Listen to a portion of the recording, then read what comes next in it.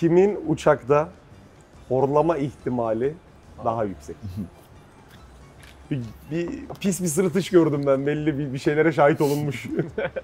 3, 2, 1 alayım. Ben ya. Ya Nasıl yani ya? Aa, Ben de nasıl var ben horluyor muyum?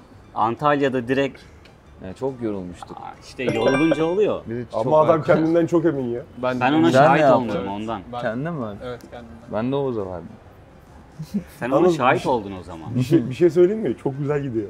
Yani var ya, bilmiyorum yani. Hani sonunda kan gövdeyi götürebilir yani şu anda. Bence ikisi arasında bir şey çıkacak finalde.